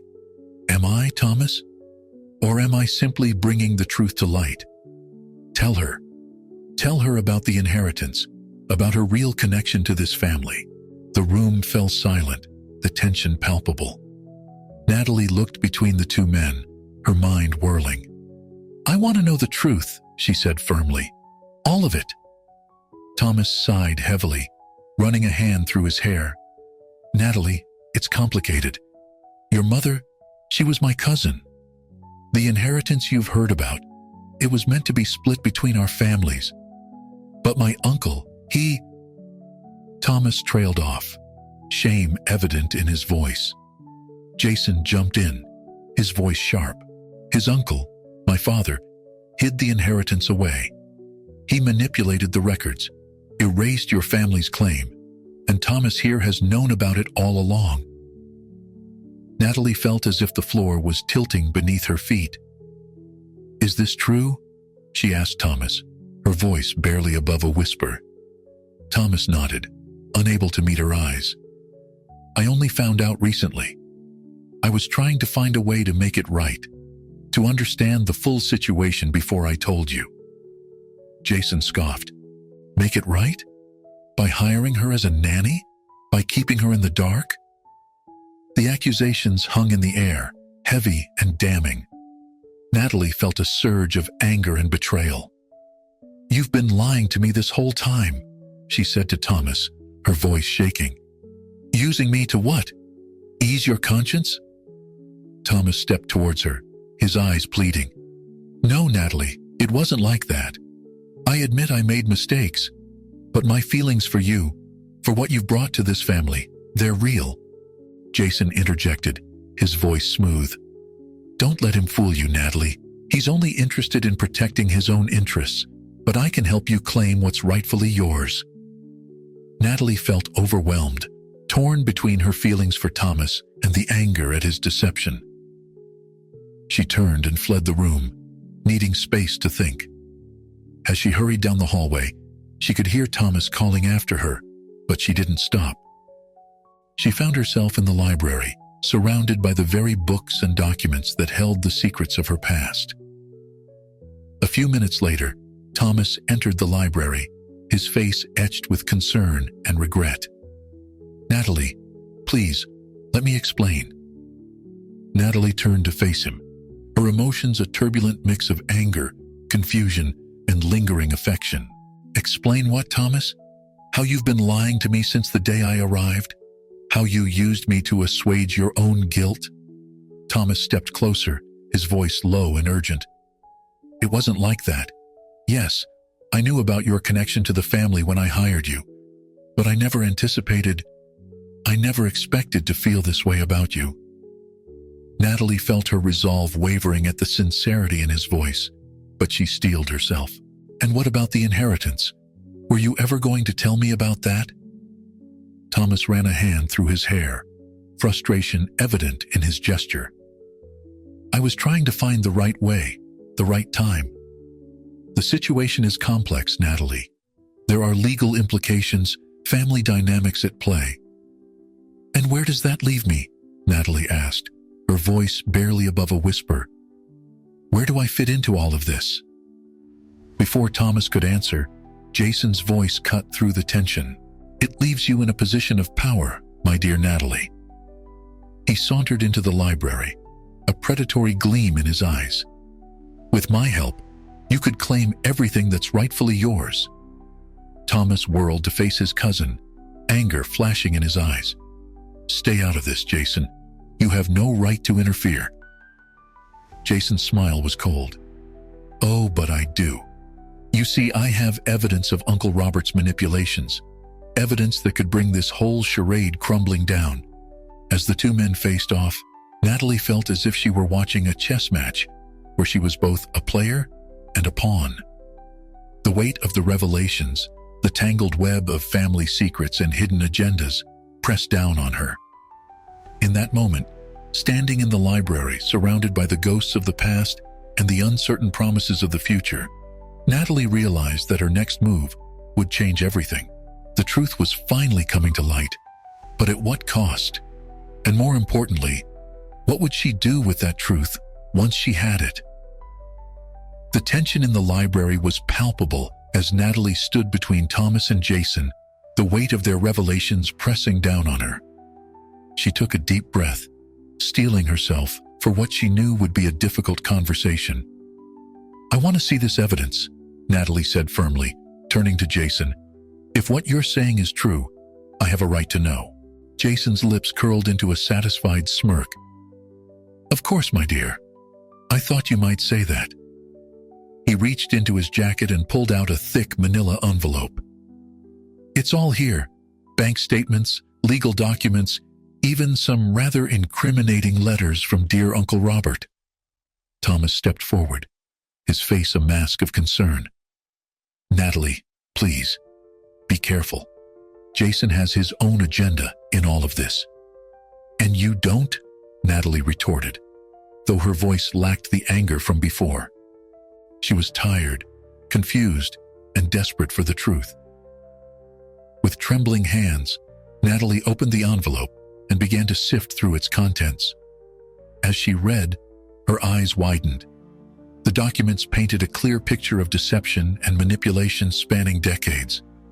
They showed how Thomas's uncle had systematically erased Natalie's family from the Vanderford history, redirecting a substantial fortune that should have been split between the two family lines. This is overwhelming, Natalie murmured, looking up at Thomas. Did you know the full extent of this? Thomas's shoulders sagged. I suspected, but I didn't have proof. That's why I've been investigating, trying to piece it all together. Jason chuckled darkly. Oh, come now, Thomas. You've known for years. You just didn't want to give up your precious lifestyle. Natalie's mind raced. The fortune detailed in these documents was substantial, life-changing. But as she looked at Thomas, she saw not a greedy man clinging to wealth, but someone genuinely torn between duty and desire. What happens now? Natalie asked, her voice barely above a whisper. Jason stepped closer, his voice smooth as silk. Now, my dear, you claim what's rightfully yours, with my help, of course. For a reasonable percentage, I can ensure you get everything you're entitled to. Thomas's eyes flashed with anger. And there it is, your true motive, Jason. You don't care about justice or family. You're just after the money. Natalie felt a headache building behind her eyes. The truth was finally in her hands, but it brought with it a host of new complications. She thought of Alice, of the life she'd built here at the mansion. Could she really tear it all apart for wealth and a sense of misplaced justice? I need time to think, Natalie said, clutching the documents to her chest. This isn't a decision I can make lightly. Jason's face darkened. Don't take too long, Natalie. Opportunities like this don't come around often. As Jason left the library, Thomas turned to Natalie, his eyes filled with a mixture of regret and hope. Natalie, I know I've made mistakes. I should have been honest with you from the start. But please believe me when I say that my feelings for you, for what you've brought to this family, are real. Natalie felt her heart constrict. Despite everything, she couldn't deny the connection she felt with Thomas, the life she'd come to love here. But the weight of the truth, of her newfound heritage, pressed down on her. I don't know what to do, Thomas, she admitted, her voice cracking slightly. This is everything I've ever wanted to know about my past, but now that I have it, I'm not sure I want it. Thomas stepped closer, tentatively reaching out to touch her arm. Whatever you decide, know that you have a place here. Not as an employee, not as a long-lost relative, but as someone I've come to care for deeply. Natalie looked up at him, seeing the sincerity in his eyes. For a moment, she allowed herself to imagine a future here, with Thomas and Alice, the three of them forming a real family. But the documents in her hands reminded her of the complexity of their situation. I need some air, Natalie said, stepping back. I'm going for a walk. I need to clear my head. As she left the library, Natalie's mind was a whirlwind of thoughts and emotions. She had come to the Vanderford mansion seeking answers about her past, and now she had them. But those answers brought with them a host of new questions and moral dilemmas. Walking along the beach, the sound of waves crashing against the shore. Natalie grappled with her choices. She could claim her inheritance, potentially changing her life forever, but at what cost? Would she be tearing apart the very family she had come to love? As the sun began to set, casting a golden glow across the water, Natalie realized that the truth, long sought after, had brought her to a crossroads. Her decision would not only shape her own future, but the lives of Thomas, Alice, and the entire Vanderford legacy. With a deep breath, Natalie turned back towards the mansion, knowing that whatever choice she made would change everything.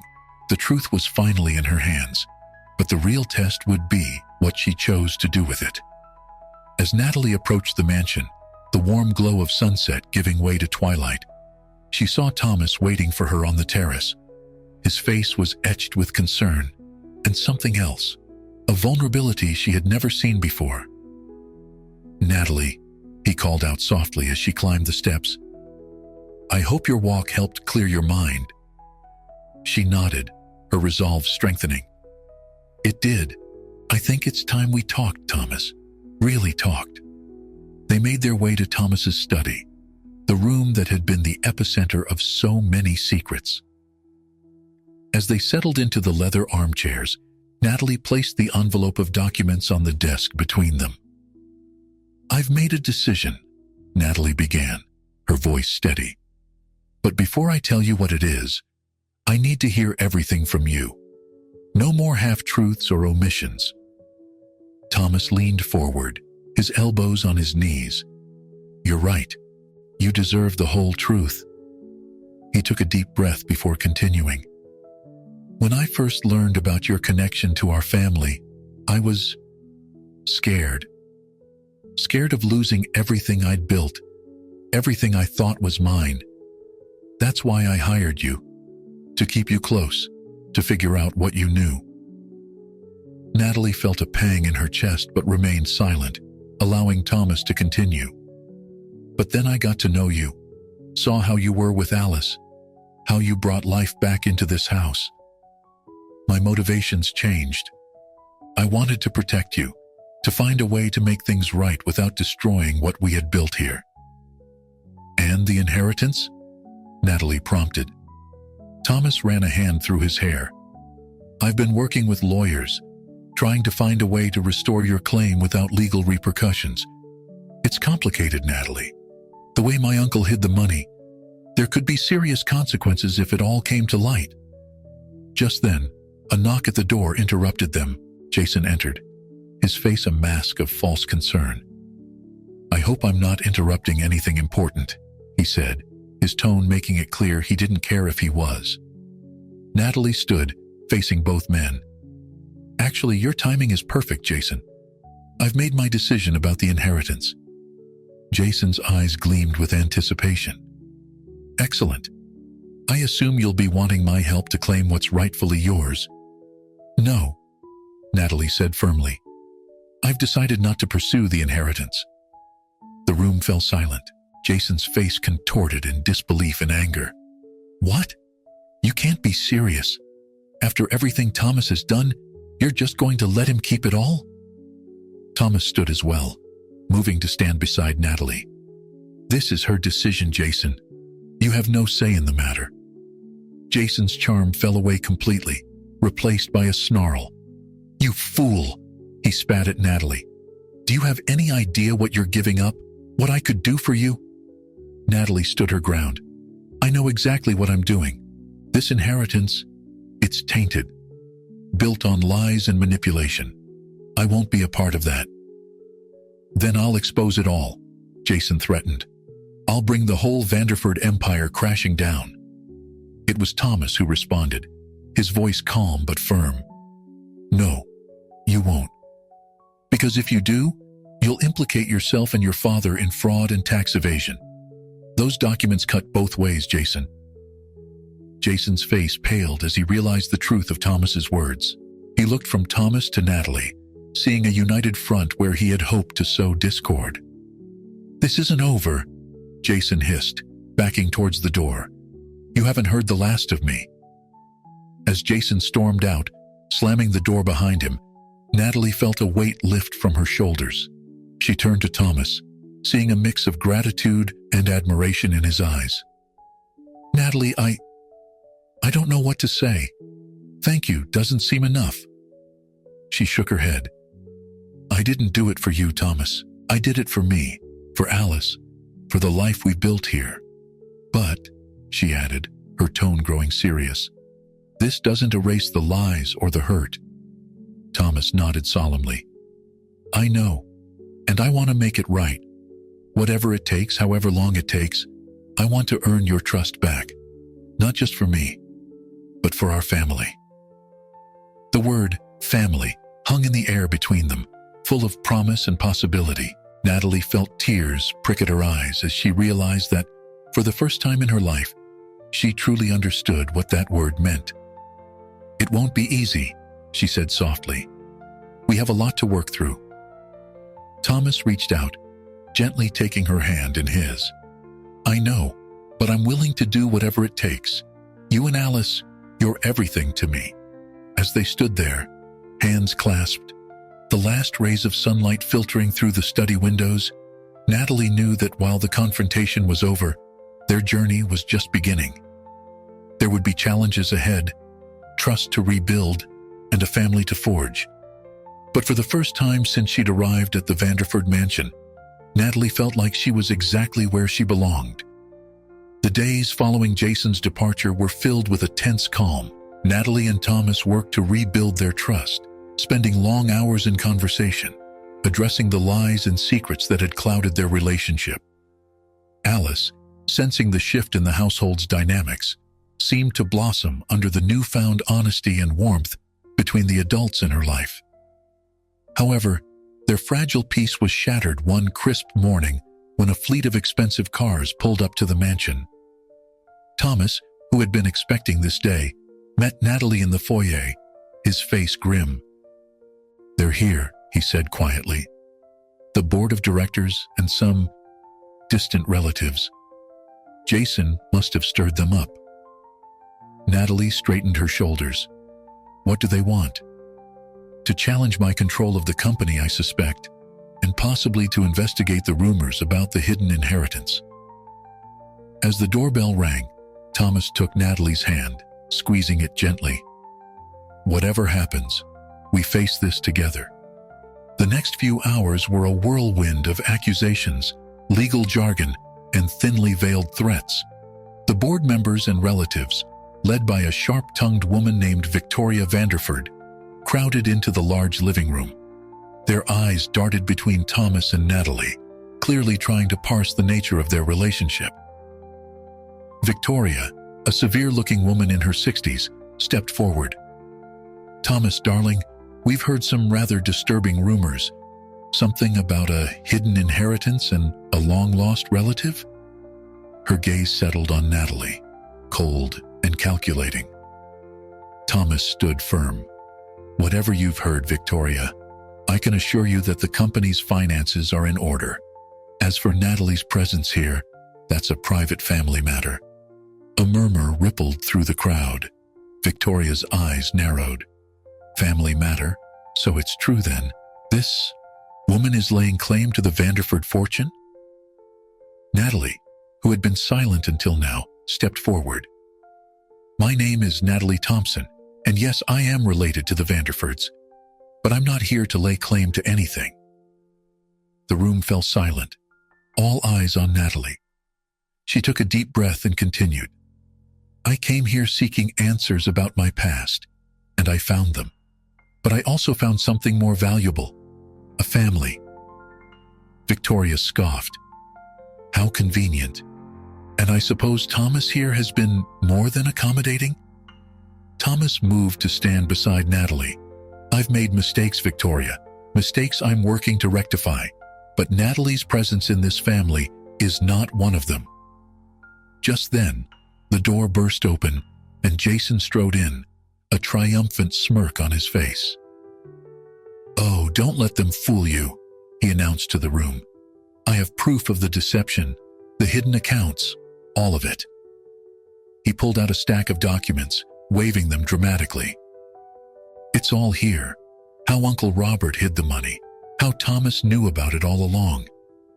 This little gold digger," he pointed at Natalie, "is just the latest in a long line of Vanderford secrets." The room erupted in chaos. Board members shouted questions, relatives gasped in shock, and Victoria's face turned an alarming shade of red. Amidst the uproar, a clear voice cut through the noise. "That's enough." All heads turned to see Alice standing in the doorway, her small frame vibrating with anger. "Stop being mean to my mom and dad." The room fell silent, stunned by the child's outburst. Natalie and Thomas exchanged a look of surprise and warmth at Alice's words. Taking advantage of the silence, Thomas addressed the room. "Yes, there have been secrets in this family. Yes, mistakes were made, but Natalie and I are committed to making things right." He turned to the board members. "I propose a full audit of the company's finances. Every account, every transaction will be open for review. And as for the inheritance," he looked at Natalie, who nodded her agreement, "we'll be setting up a charitable foundation in the name of both Vanderford and Thompson families, to right the wrongs of the past and create a legacy we can all be proud of." The room buzzed with whispered conversations. Victoria stepped forward, her expression a mix of grudging respect and lingering suspicion. "And what of the company leadership?" Thomas squared his shoulders. "I'm prepared to step down if the board feels it's necessary, but I ask for the chance to lead us through this transition, to make things right." As the discussions continued, Natalie felt a small hand slip into hers. She looked down to see Alice smiling up at her. "Did you mean it?" Natalie asked softly. "About us being your mom and dad?" Alice nodded solemnly. "You're my family now, both of you." Tears pricked at Natalie's eyes as she pulled Alice close. Thomas joined them, wrapping his arms around both of them. In that moment, as the future of the Vanderford Empire hung in the balance, Natalie realized that she had found something far more valuable than any inheritance: a true family, built on love, trust, and the strength to face the truth together. The road ahead would not be easy. There would be legal battles, public scrutiny, and trust to rebuild. But as Natalie stood there, embraced by Thomas and Alice, she knew that together they could face whatever challenges lay ahead. As the tense negotiations in the Vanderford mansion continued, the atmosphere was suddenly disrupted by the sound of a car screeching to a halt outside. Moments later, the front door burst open, and a woman in her late 40s strode into the room, her presence commanding immediate attention. "I believe this meeting is missing a key participant," she announced, her voice clear and authoritative. Thomas's face paled, as if he'd seen a ghost. "Elizabeth?" he whispered, his voice a mixture of disbelief and shock. The woman, Elizabeth, surveyed the room, her gaze lingering on Natalie and Alice before settling on Thomas. "Hello, brother. It's been a long time." The room erupted into chaos once again. Victoria stepped forward, her voice shrill with indignation. "What is the meaning of this? Elizabeth Vanderford has been missing for years." Elizabeth's lips curved into a wry smile. "Missing, yes, but very much alive and ready to reclaim my place in this family." She pulled out a leather briefcase and addressed the stunned audience. "I am Elizabeth Vanderford, Thomas's sister, and I bring with me the final pieces of this complicated puzzle." Opening the briefcase, Elizabeth extracted a stack of documents. "These papers prove not only my identity, but also reveal the true extent of our uncle's deception, the inheritance that's caused so much strife. It was never meant for just one branch of the family." Thomas, still visibly shaken, moved closer to Elizabeth. "Where have you been all these years? We thought you were dead." Elizabeth's expression softened slightly. "That was the intention, wasn't it? Uncle Robert's final manipulation. He arranged my disappearance to consolidate his control over the family fortune. I've spent years gathering evidence, waiting for the right moment to return and set things right. She turned to Natalie, her gaze appraising. And you must be the missing piece. Natalie Thompson, I presume. Natalie nodded, still trying to process this new development. Elizabeth continued, Your mother was my best friend. I've been searching for you for years, hoping to reunite you with your rightful heritage. The revelation sent shockwaves through the room. Board members huddled in hurried conversations, while family members stared at Elizabeth in disbelief. Jason, who had been uncharacteristically quiet, suddenly found his voice. This changes nothing. The company is still in shambles, the reputation tarnished. Elizabeth fixed him with a steely gaze. On the contrary, cousin, this changes everything. With these documents, we can finally untangle the web of lies and restore the Vanderford name, all branches of it. She turned to address the board members and family. I propose a restructuring of the Vanderford empire, one that honors our shared heritage and looks to the future. Thomas and I will lead the transition, with Natalie playing a key role in our new charitable foundation. Victoria, who had been listening intently, stepped forward. And what guarantee do we have that this isn't just another layer of deception? Elizabeth smiled, pulling out one final document. This, Victoria, is a DNA test, proof of my identity and my relation to both Thomas and Natalie. I've nothing to hide and everything to gain by bringing our family back together. As the implications of Elizabeth's words sank in, the mood in the room began to shift. The anger and suspicion gave way to cautious optimism and a sense of possibility. Thomas, who had been silent for some time, finally spoke. Elizabeth, I don't know what to say, but I'm glad you're home. He turned to Natalie and Alice, who had been watching the proceedings with wide eyes. It seems our family just got a little bigger. Natalie, still processing the sudden turn of events, felt a mix of emotions. The aunt she never knew she had was now standing before her, offering a connection to her past and a path to the future. Alice, with the directness only a child could muster, broke the tension. Does this mean I have two moms now? The room erupted in laughter, the sound breaking through the last of the tension. Elizabeth knelt down to Alice's level, her eyes warm. It means you have a very big, very complicated, but very loving family. As the group began to discuss the details of the restructuring and the future of the Vanderford empire, Natalie found herself at the center of a family she never knew she had. Thomas stood on one side, his hand reassuringly on her back, while Elizabeth stood on the other, a living link to her mother's past. The road ahead would be challenging. There were legal hurdles to overcome, relationships to rebuild, and a family legacy to redefine. But as Natalie looked around at the faces of her newfound family, Thomas, Alice, and now Elizabeth, she felt a sense of belonging she had never known before. The truth had finally come to light, bringing with it not just answers, but a future full of possibilities. The Vanderford mansion, once a place of secrets and lies, was now poised to become the heart of a reunited family, ready to face whatever challenges lay ahead, together.